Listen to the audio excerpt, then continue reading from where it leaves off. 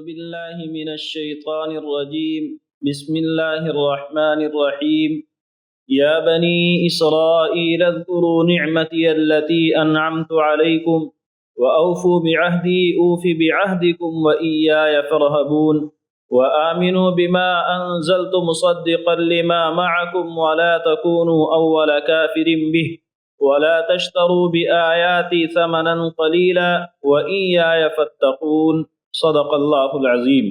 سورہ بقرہ میں ابھی تک ہم نے جو کچھ پڑھا ہے اس کا حاصل یہ کہ اللہ نے بتایا یہ قرآن تمہارے لیے ایسی کتاب ہے جس میں کوئی شک نہیں اور تمہاری ہدایت اسی میں ہے.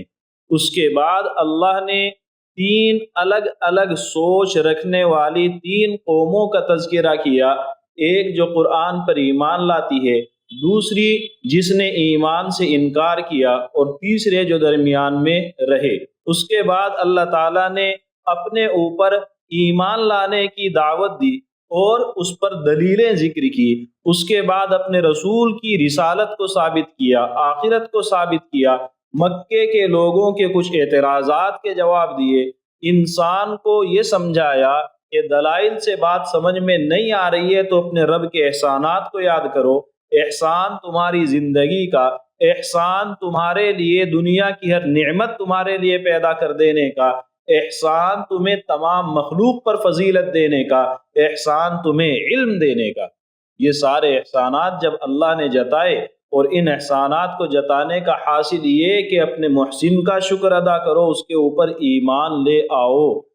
اگر نہیں لاؤ گے تو تم سمجھ جاؤ اپنے پیدائشی دشمن یعنی حضرت آدم علیہ السلام کے زمانے سے جس شخص نے تمہاری مخالفت کا بیڑا اٹھایا تھا، اب آپ اسی کے راستے پر ہو، اور اس کا راستہ جہنم ہے.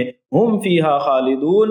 اس کے راستے پر چلنے والے، اپنے رب پر ایمان نہ لانے والے جہنمی ہیں اور ہمیشہ اسی میں رہنے والے ہیں. یہ ایک سلسلہ مکمل ہوتا ہے یہاں سے، یعنی سورہ بقرہ کے 5ویں رکوع سے، اور آیتوں کے اعتبار سے دیکھیں تو آیت نمبر 40 سے ایک لمبا سلسلہ شروع ہوتا ہے بنو اسرائیل کے حالات کا. بنو اسرائیل ایک وہ جماعت ہے جن کی ہم تاریخ دیکھیں شروعات بہت کمزور ہے. حضرت ابراہیم علیہ السلام سے سلسلہ شروع ہوتا ہے. ان کو اللہ نے 2 بیٹے عطا کیے، حضرت اسحاق اور حضرت اسماعیل. اب آپ یہ غور کریں، حضرت ابراہیم اکیلے تنہا وہ شخص جو اپنے گھر میں ایمان لانے والے ہیں. بعد میں ان کے بھتیجے حضرت لوط جڑ جاتے ہیں، حضرت ہاجرہ جڑ جاتی ہے، حضرت سارہ جڑ جاتی ہے. پھر اللہ ان کو اولاد دیتا ہے، اور اس اولاد میں سے ایک بیٹا مکے کے علاقے میں آباد ہوتا ہے، دوسرا بیٹا شام کے علاقوں میں آباد ہوتا ہے. ان بیٹے کو اللہ پھر ایک بیٹا دیتا ہے حضرت یعقوب علیہ السلام، جو اس وقت مٹھی بھر چند آدمیوں کا ایک خاندان ہے، اور اس خاندان پر ایمان لانے والے، اس خاندان کے ساتھ چلنے والے بہت کم لوگ ہیں. بعد میں انہی یعقوب کے بیٹے حضرت یوسف علیہ السلام ہیں، جنہیں اللہ مصر کا گورنر بناتا ہے. اور وہ گورنر جو باقاعدہ ایک بادشاہ کے قائم مقام ہے، بادشاہ نے پوری اجازت دے رکھی ہے آپ میری طرف سے جو حکم چاہے نافذ کر دیں. تو ایسے سمجھ لیں کہ مصر کے بادشاہ یوسف علیہ السلام ہیں.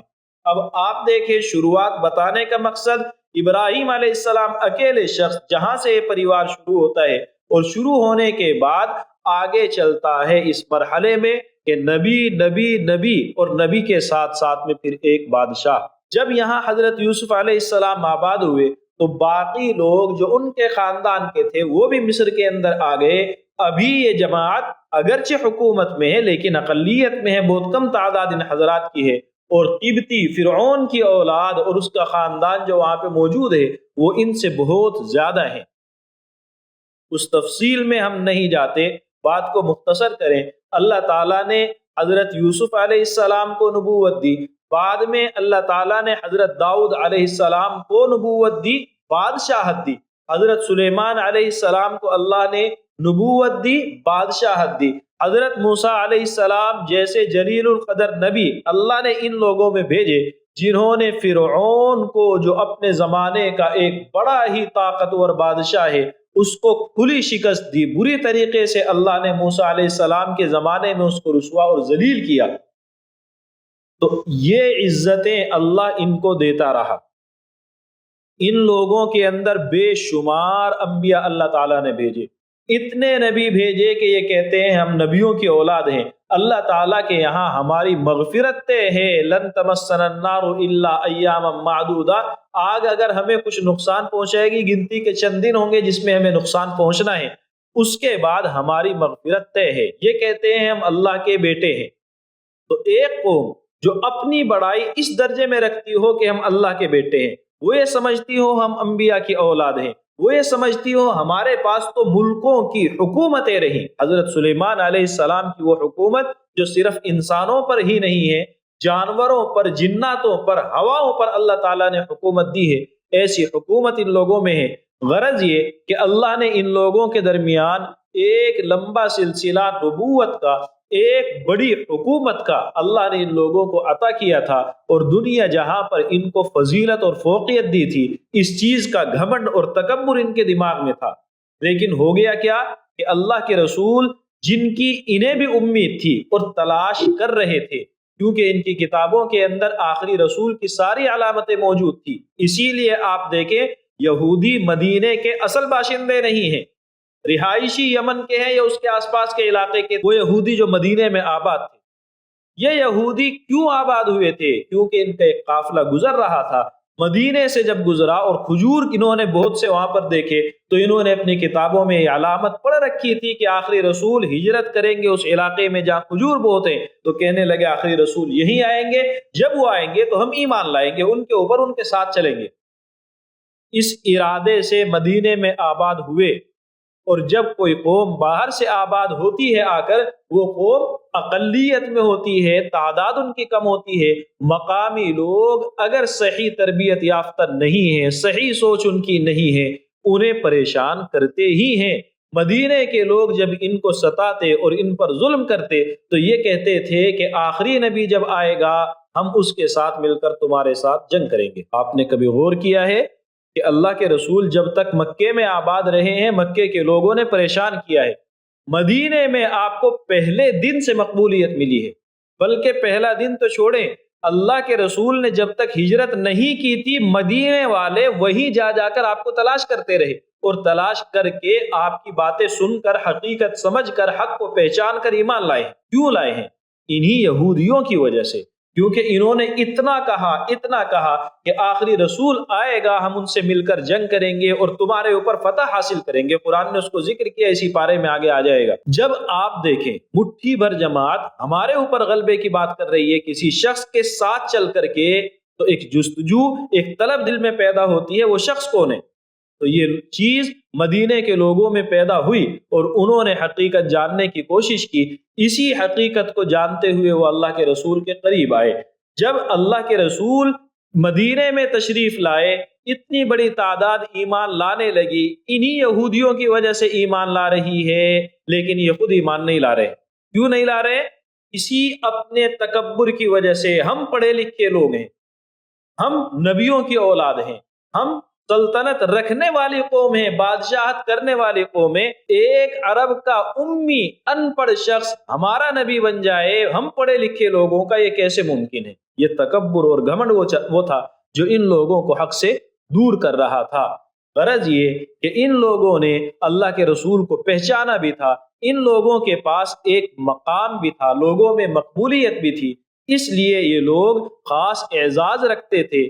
اگر یہ ایمان لے آتے تو دوسرے لوگوں کے لیے ایمان لانا آسان تھا۔ پھر قرآن کریم کہتا ہے کہ اللہ نے ان سے عہد لیا تھا۔ جب آپ کسی سے وعدہ کر لیں، عہد کر لیں کہ میں یہ کام کروں گا، تو پھر وقت آنے پر آپ کو یاد دلایا جاتا ہے بھئی آپ نے فلاں وعدہ کیا تھا، اس کو نبھاؤ۔ انہوں نے، قرآن کریم نے آگے ذکر کیا ہے کہ اللہ نے ان سے عہد لیا تھا کہ میرے رسولوں کی مدد کرو گے، رسولوں پر ایمان لاؤ گے۔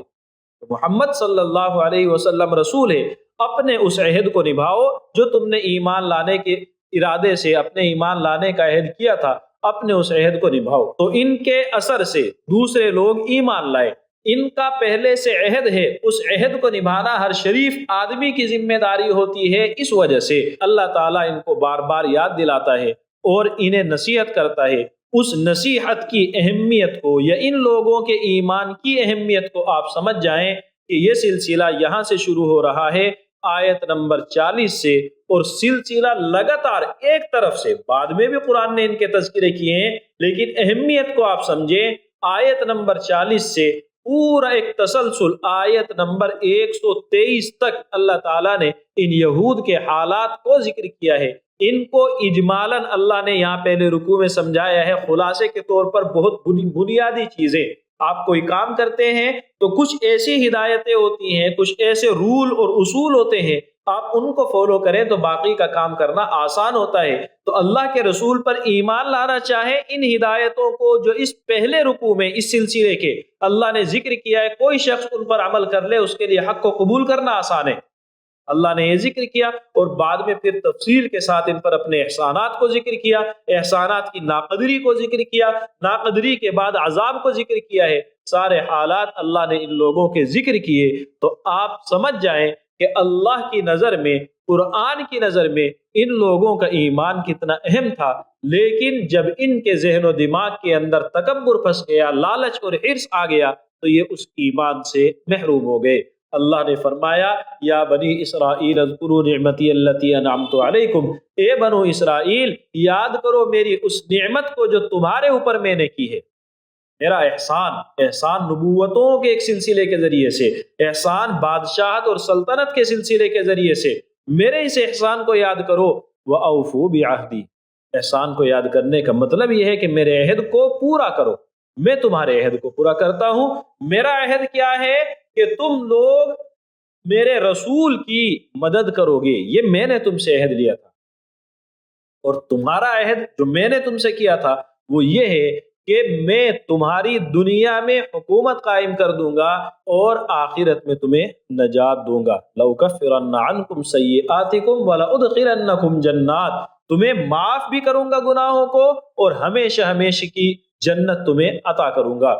تو میں اپنا وعدہ نبھاتا ہوں، تم اپنا وعدہ نبھاؤ۔ وَإِيَّايَ فَارْهَبُونِ، اور مجھ سے ہی ڈرو۔ وعدہ نبھانے کا مطلب تھا ایمان لانا، ایمان لانے کا مطلب تھا اللہ کے رسول کو نبی مان لینا، اللہ کے رسول کو نبی ماننے کا مطلب تھا ان خاص طور سے سربراہوں کے لیے کہ اپنی قوم کا پیچھے چھوٹ جانا۔ قوم اب ساتھ نہیں دے گی، اللہ کے رسول بڑے بن جائیں گے، جبکہ اب ہم اپنی قوم میں بڑے ہیں، ہم اگر ایمان لاتے ہیں تو دوسرے کے ماتحت ہونا پڑے گا۔ تو یہ نقصان، یہ ڈر ان لوگوں کے ذہن میں تھا۔ تو اللہ نے فرمایا وَإِيَّايَ فَارْهَبُونِ، قوموں کے چھوٹ جانے کا، فالوورز کے کم ہونے کا، اور دوسرے کے ماتحت آ کر اپنی سرداری کے جانے کا جو یہ ڈر تمہارے ذہن میں بیٹھ رہے ہیں، ان کو نکالو، مجھ سے ڈرو۔ اگر ایمان لاؤ گے اللہ دنیا میں عزت دے گا، اللہ آخرت کو بنا دے گا۔ ایمان نہیں لاؤ گے سزا جھیلنی پڑے گی، وہ سزا اس عزت کے جانے والی سزا سے بہت زیادہ ہے، اس کو تم برداشت نہیں کر سکتے۔ وَإِيَّايَ فَارْهَبُونِ، اور مجھ سے ہی تم ڈرو۔ وَآمِنُوا بِمَا أَنزَلْتُ مُصَدِّقًا لِمَا مَعَكُمْ، اللہ تعالیٰ نے ایک وجہ بھی ذکر کی کہ اس رسول پر ایمان لانے کی بہت ساری وجوہات ہیں اور رکاوٹ کچھ بھی نہیں۔ آپ جب دیکھیں ایک آدمی کا ایک دعویٰ ہے، دوسرے آدمی کا الگ دعویٰ ہے، اور دونوں آپس میں اس طریقے سے اپنی بات کو پیش کرتے ہیں کہ آپ کے لیے حقیقت کو سمجھنا مشکل ہے، تو آپ کنفیوز ہو جائیں گے، میں اس کو مانوں یا اس کو مانوں، جبکہ یہ دونوں ایک دوسرے کے مخالف ہیں۔ اللہ کے تمام رسولوں کے اندر ایک ہی دعوت رہی، کوئی کسی کا مخالف رہا ہی نہیں۔ اس رسول پر ایمان لاتے ہو، اللہ تمام انبیاء پر ایمان مان لیتا ہے۔ اس رسول کو نہیں مانتے ہو، اللہ کہتے تم نے کسی کو بھی نہیں مانا۔ اس درجے میں اتحاد، اس درجے میں ایک دوسرے کے ساتھ موافقت جب موجود ہو تو پھر خیر لوگوں کے لیے اس میں ہوتی ہے کہ وہ اس رسول کو بھی مان لے، دوسروں کو بھی مان لے، کوئی ضد اور کوئی اختلاف اس میں ہے ہی نہیں۔ تو اللہ نے فرمایا وَآمِنُوا بِمَا أَنزَلْتُ، ایمان لاؤ اس کتاب پر جو میں نے نازل کی ہے، جبکہ یہ تصدیق کرنے والی ہے اس کتاب کی جو تمہارے پاس ہے۔ قرآن پر ایمان لانا ہے، یہ ذہن میں آ جائے تورات کی مخالفت ہو جائے گی، اللہ کہتا ہے نہیں، تورات میں جو کچھ ہے قرآن اس کو صحیح مانتا ہے، صحیح ثابت کرتا ہے۔ وَلَا تَكُونُوا أَوَّلَ كَافِرٍ بِهِ، اور تم اس کے پہلے کافر نہ بنو، پہلے کافر نہ بنو اس وجہ سے کہ تم حقیقت جانتے ہو، قرآن کو پہچانتے ہو، رسول کو پہچانتے ہو۔ اور پہچاننے کے بعد انکار کرتے ہو۔ دوسرے لوگ تمہاری پیروی کرتے ہیں، دوسرے لوگ تمہیں کسی نہ کسی درجے میں اپنے لیے مثال سمجھتے ہیں۔ تم ایمان نہیں لاؤ گے، دوسرے نہیں لائیں گے، یعنی تمہارے دیکھا دیکھی دوسرے لوگوں کا ایمان نہ لانا یہ سبب بن جائے گا خود تمہارے عذاب کے بڑھ جانے کا۔ اس وجہ سے کہ جب کوئی بندہ نیکی کرتا ہے اور دوسرا اس نیکی کو دیکھ کر نیکی کرتا ہے تو اس پہل کرنے والے کو اپنے نیکی کا ثواب ملتا ہے، دوسرے کے لیے دعوت اور ترغیب کا ثواب ملتا ہے۔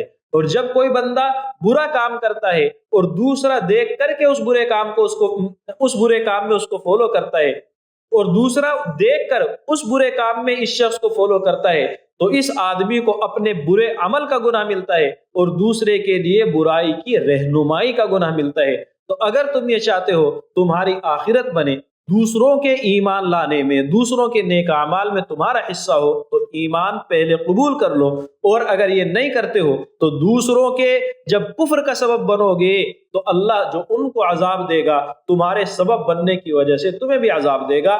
آپ نے وہ روایت سن رکھی ہے جو اسی معنی میں ہے جو بھی ذکر کیا ہے، جو شخص اچھا راستہ رائج کرتا ہے اور دوسرے دیکھ کر اس کو فالو کرتے ہیں، اس کے اس طریقے پر عمل کرتے ہیں، اللہ تعالیٰ اس کو اپنے عمل کا بھی ثواب دیتا ہے، اور اجر من عمل بہا، جو بعد میں عمل کرے گا اس کے مطابق اس کا بھی ثواب دیتا ہے۔